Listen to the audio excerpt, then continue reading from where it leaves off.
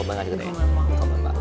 其实虽然是北京烤鸭，但是它里面呈现边料的风味是广东烧鸭那种，所以它其实是吃汤不见汤的一个概念。这个鸡真的好香。接着上集宜兰美食的 vlog， 早上连吃了5顿以后，马不停蹄赶来继续吃樱桃鸭。鸭5是这个只有5道菜，那2位的话其实分量上蛮多的。对，嘿，那就是这个3杯鸭骨煲跟下鸡2选1。3杯鸭骨煲它就是类似像台式的3杯鸡的做法，比较重口，然后有点微辣。好。那下鸡它是做凉拌的，里面会有一些紫洋葱、小黄瓜、番茄、蛋、香菜跟鸭子。那要鸭骨煲吧？2选1就可以了。那点鸭骨煲吧。好。鸭掌、鸭翅和。我刚刚根本没加入宝宝，全部垮掉。它这个酱汁是那种甜口为主的，酱油香料里会有一点点麻油香气和奇筋，但是呢，麻油味不是占主导位，就是有点睛的作用。后面一点点辣。它的辣味是在那种舌根的位置，有点像白胡椒粉的那种辣，我觉得有点像白胡椒粉的辣。白胡椒味其实蛮重的，仔细一想，它这个香料味的主要雏形是白胡椒粉，给它做铺垫的。但算是我吃过比较好吃的卤味，蛮好吃的。然后它配的萝卜很像那种韩式炸鸡会配的那种腌制萝卜，但是它那个甜味会重一点是吧？你说？稍微重一点，主要是甜味。为什么跟韩式炸鸡配的醋不太一样？它这个有点像糯米醋那种味道，蛮清脆、蛮刷嘴的。那它是，我觉得它还是甜味蛮重的。像韩式炸鸡，我觉得是酸甜味大概1比1的这么个状态。它这个其实是甜味主导，酸味更多的是个香气。生炭饭醋。对啊，他给你醋，你要是怕犯错啊？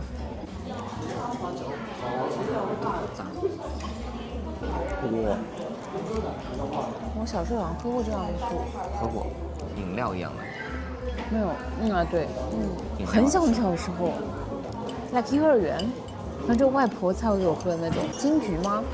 蜜枣，金蜜枣，蜜金枣，反正这种特别古早味的东西。金枣醋，I don't know啊，像是过年的时候去那种老人家里面才会有的东西。啊，他说是醋，其实一点都不酸，不是很酸，感觉更像是就是它那个水果的酸甜，柑橘的酸味，不像是。徐师傅来添鸭。我也是这次吃了以后才发现，宜兰的烤樱桃鸭其实和我想象中会有点不太一样。这是我们今天去6顿。其实虽然是北京烤鸭，但是它里面呈现边料的风味是广东烧鸭那种风味。对，闻着就广东烧鸭味道。广东烧鸭的味道，你放上面包的是那种偏黄颜色的 American cheese。应该是的。吃一口知道。一口焖啊，这个得。一口焖吗？一口焖吧。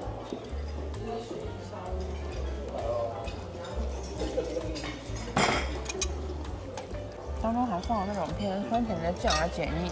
怎么说？它其实鸭皮不像北京烤鸭那么一层很脆的脆色，它是那种就是酥，然后下面是那个肥油，是那种就传统北京烤鸭那种会滋滋冒油的那种一层脂肪。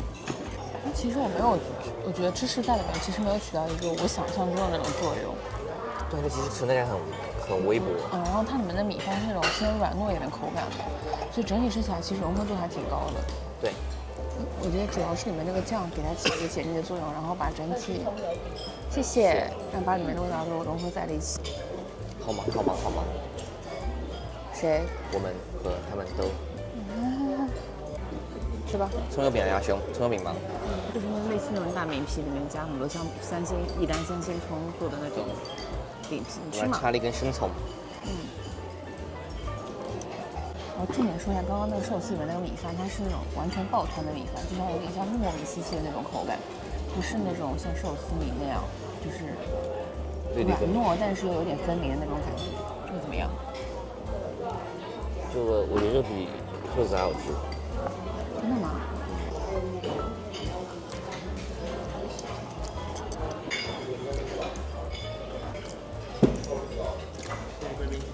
谢谢。好，面皮鸭片。好，谢谢。这个酱可以沾着吃。好，哎，太好了。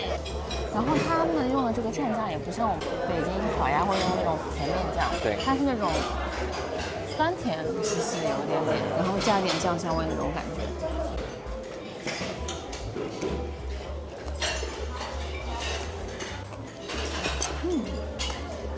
爆爽爆爽。它是酱炒香，还得花生。有，这个饼皮会比北京烤鸭的饼皮要厚。它这个那个饼子有很浓郁的草香味，菠菜吗？反正蔬菜味，而且有一点点清苦那种。我觉得三星葱我单吃一下。里面掉下来了一根，但是哦，sorry。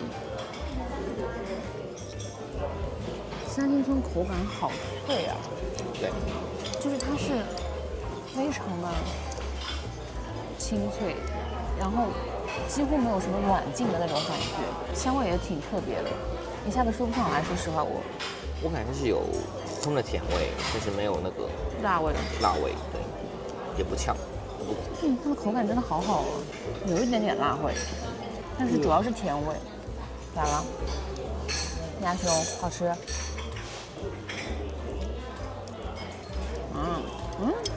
我吃的话八角味特别重。它的鸭胸，像喝汤的碗。好，谢谢。它的鸭胸还是会比较老一点，味道还不错。它调味就是那个我刚刚说的广式烧鸭，广式烧鸭的味道，但是我可能八角味偏重一点，我不确定。你那边正好上面有块八角，别的整体其实八角味也蛮重。也是，吃个腿吗？吃个腿吧。我想吃一下它原味的腿味道。是。味胸它是这样，它是把那种面料抹在胸腔内，所以腿的话可能调味就会稍微清淡一点。肉还相当好的。它肉好 Q 哦。对。不像我们那种鸭肉，其实就是比较像我们的鸭腿肉跟鸭胸肉的区别，我觉得没有那么大，都是因为我们的鸭胸会稍微再嫩一点，鸭腿还是嫩的。所以鸭胸和鸭腿差异没有这么明显，但是我感觉我刚刚吃的那块鸭腿肉，它那个肉质是紧实带 Q 感的，很多汁，很棒。有香的。但我其实不是很喜欢它这样给我料理好，我还是喜欢自己搭配着吃。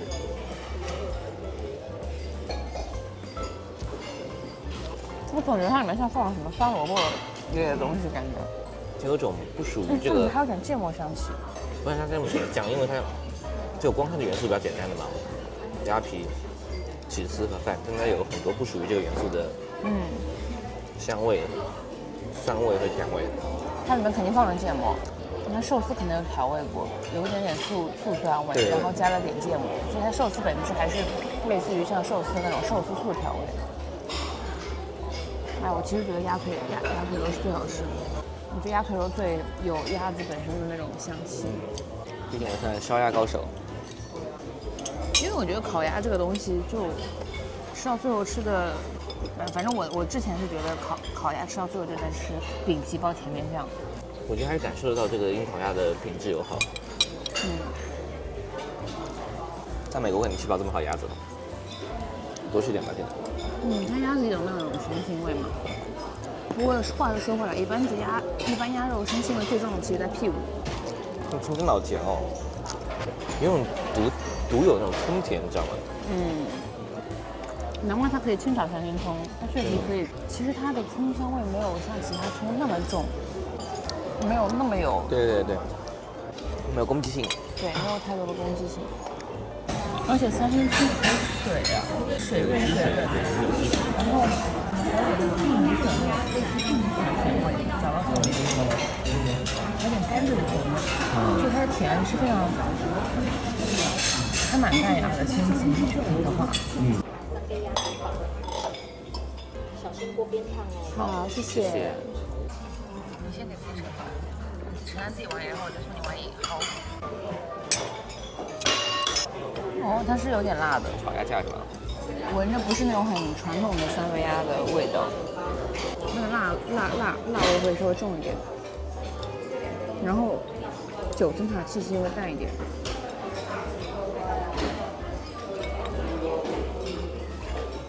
和我吃的传统的三杯不一样。它甜味比较重，一般来说是酱油味、姜味比较明显，它现在是甜味比较占主导。我怀疑它是用菜籽油炒的，带股菜籽油的味道。今天像做的红烧鸡，它真味不重，然后我觉得不太像传统三杯，这样有一说一。它是好吃的，但是它这个鸭骨啃起来有点费劲，就是我觉得蛮神奇的，因为我以前吃这种烤鸭，总是希望追求它的鸭皮是极致的脆，但他们家其实不是极致的脆，但是不会咬不烂，它一咬就断了，酥脆但是酥。我们大部分吃那种北京烤鸭，如果说它是就是不是那种巨脆的脆度的话，肯定是咬不烂的。可能跟鸭本身品质有关系 ，I guess。有可能。但是握寿司不得不说，它确实各有特色，然后做的也很好，有巧思在。对，有种那个中日西结合的感觉，对不对？全 global fusion。北京烤鸭的鸭肉就是稍微紧实一点。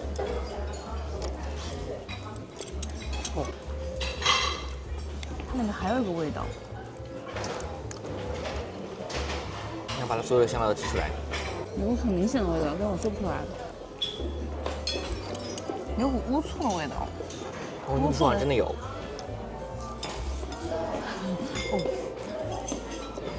我是你的这个肯定大师。夸夸党。好，就是它有乌醋的香气，我觉得。啊，谢谢。你的这个胸是吧？这是乌醋。好。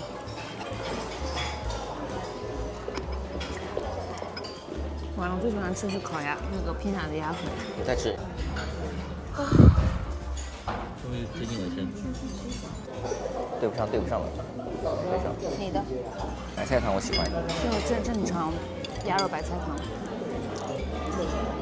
这是哪个部位啊？像是胸。我跟你部位不一样。它的肉煮完，皮好弹哦。我的胸已经柴的不能吃了，笑死。这就正常啦。正常。也很难说，就是感觉，反正我觉得是一种体验吧，就跟北京烤鸭不太一样嘛。整体的料理风格啊、调味风格，包括呈现风格，都跟北京烤鸭不一样。我很难评价，就是它，到底值不值得来或者怎么样。但是它作为体验来说，肯定是还不错的。我觉得还是值得来体验一下，尤其是你看我们北京的高档烤鸭也吃过嘛，就看到同样的菜做出完全不一样的风味，就是类似的架构，对不对？这是4吃5吃，但是做出完全不一样的风味，我觉得还蛮有意思的。北京烤鸭一般做3吃的话，它其实那个鸭架会拿去做椒盐鸭架，就是把那个跟我们上次在台中吃的差不多，就是把鸭架拿下去炸，炸完以后撒椒盐，我觉得那样也挺好吃的。而且这个烤鸭也越来越卷嘛，大家都会有各种各样的创意出来。在上海就比较流行，那就比较流行卷黄瓜、哈密瓜这种。对，这边包葱。它的毕竟三星葱本身也是宜兰特色嘛。葱这个料本身也是可以加的。真的，它这个里面的那个烤鸭的那个皮煮完以后会很 Q 很 Q。我给你挑块皮让你尝。我要吃下皮的。你吃下边上的皮。而且不会搅不烂。对，它好神奇。一般这种鸭汤里的皮都搅不烂的。真的吗？因为我不太吃鸭汤里面的鸭。鸭皮不好吃的这种汤里面。它这个鸭皮下面的油脂的部分，真的鸭味特别重。真的吗？是不好的意思吗？好的意思啊。来吃鸭不就会吃鸭味吗？哪种鸭味呢？鸭味也分骚味和鸭味。对，鸭香味，不是骚味。今天还没吃到什么骚味。好吧，我刚吃那口有点接近骚了。但是不差的感觉。它这个煮过的鸭皮像什么？像咬下去，牙齿和牙齿之间的那个咀嚼感有点像竹荪。竹荪那种脆弹。脆弹吗？鸭皮啊。鸭皮。你刚刚吃那块鸭皮不是脆的吗？不是脆的，软 Q 的。我吃的每一块鸭皮都是脆的。吃完实在是太撑了，就找了个办法消消食。是我今天手机最废的一段片。兰达，我不可能了，不可能了，在这边说 say goodbye 了，哥。手呢？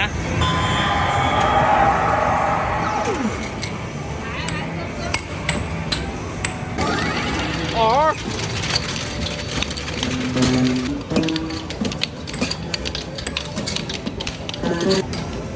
拍什么？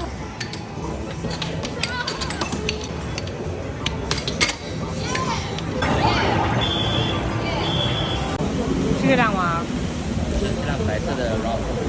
你这句话说的好像我会知道 rapper 长什么样一样。你可以看旁边这个农田，好久没见到这么大雨。这是农田，你看，农田都已经快满出来了。你等一下前面那边就基本上所有过去的车子都喷。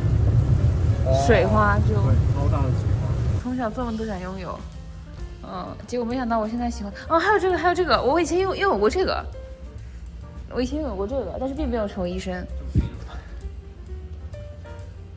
我还记得我们家有那个针孔头。哇，天哪，小厨房哦 ，Target 的。对，他骑的购物车。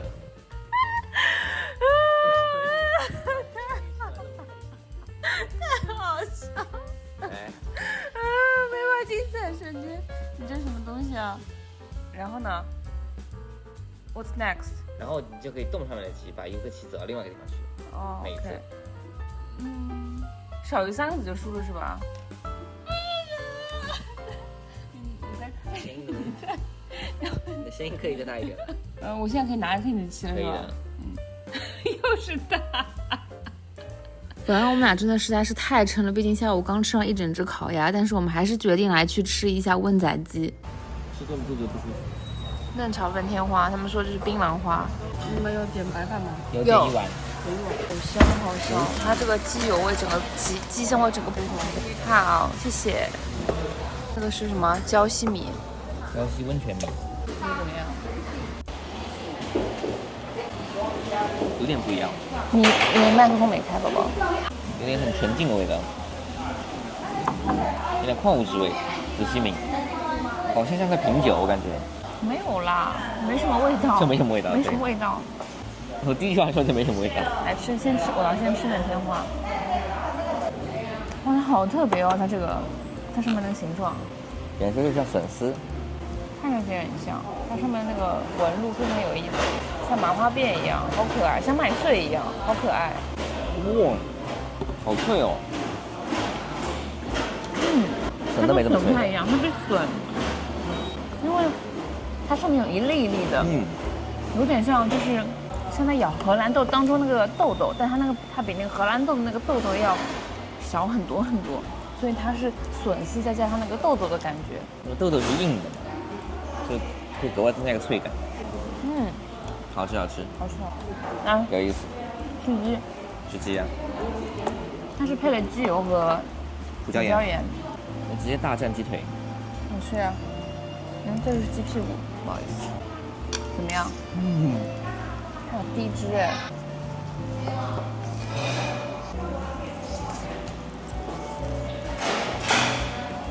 这个厉害。哎，谢谢。谢谢。好油好嫩。它其实调味不重，但是又很重，因为我说的重是指它鸡本身的香味很重，很有鸡味。然后它会带一点那个那是自独叫还是窑啊？窑烤的那个香气。好特别。这么狂野的鸡味，还是在用广东走地鸡才吃到。对，这个鸡还不错的。据说很多人都吃不懂这个东西，但这个是宜兰特产，所以我想尝试一下。就是那个高渣，高渣其实是，就是拿鸡高汤，然后拿淀粉类的东西去给它做勾芡，勾芡成一块块糊状，然后裹太白粉下去油炸，所以它其实是吃汤不见汤的一个概念。它今天炸出来的，赶紧吃一下。啊？怎么跟豆腐一样？我吃不懂。你也吃不懂？它不像豆腐，它就是吃汤不见汤。其实鸡味蛮重的。那外面那层壳其实是那种很轻薄、很轻薄，没有那种很脆的那种口感。那里面是那种，就是比那种没有任何嚼劲的马吉还要没有口感的一个存在，很烫，很烫。不知道在吃什么，说实话，笑死，好空虚的一个料理。好空虚，真的好空虚。是不是以前的人为了让喝汤变得有饱腹感一点才这么做？大家不会额外花很多油了吗？不知道。但有以前可能便宜的东西了。这个鸡真的好香，特别 juicy。是料理手法决定了它这个味道是带着一股特殊的那种窑烤香气。嗯，这个是鸡油吗？所以鸡油。我觉得还好我们点这个半天花，有我觉得好点特色。特别，好特别。你家那个变德克士的。对，它刚刚端上来的味道，甚至都有一点点像肯德基气息的味道，就那种炸鸡的那种味道。后面这边的胡椒粉都是白胡椒和黑胡椒配的，然后加了干炒。哇，它靠近背部的这块肉好 Q， 这肉质我还没吃胸，吃下胸感受一下。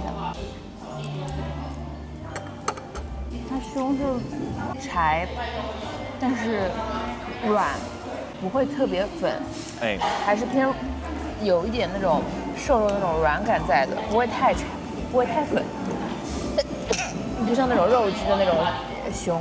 其实我觉得这个烤石窑鸡，一方面是看鸡肉本身品质如何，另外一方面就是看师傅的火候。也是一个食材品质的东西，这个东西如果你鸡的品质不好，就没什么好吃的。整体来说还是跟叫花鸡90%相似的。哎，我没吃过正宗的叫花鸡，正宗叫花鸡在哪里啊？克松总统访华的时候就吃这个菜呢。叫花鸡是常熟一个乞丐发明的。哦。他不知道怎么做这个鸡，他搞到了一只鸡，他不知道怎么做，他就把它拿土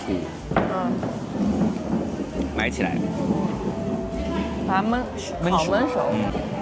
那惊为天人，健身人开始吃鸡胸，2个人加点鸡油，加点鸡油，感觉来了，感觉来了是吧？有了，有感觉了。它这个鸡油是带那种窑烤香气的，确实这个香气好像不是其他的料理手法是可以取代的。说真的，很特别，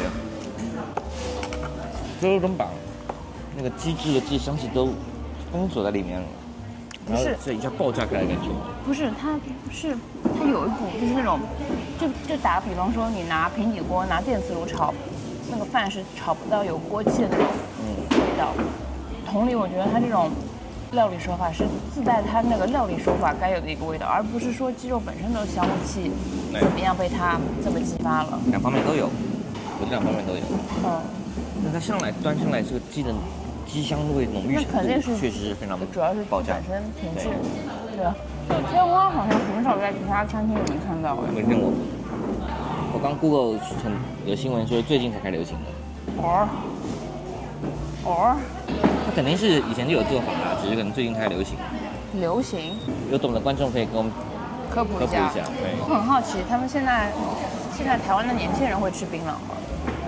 不知道就这样。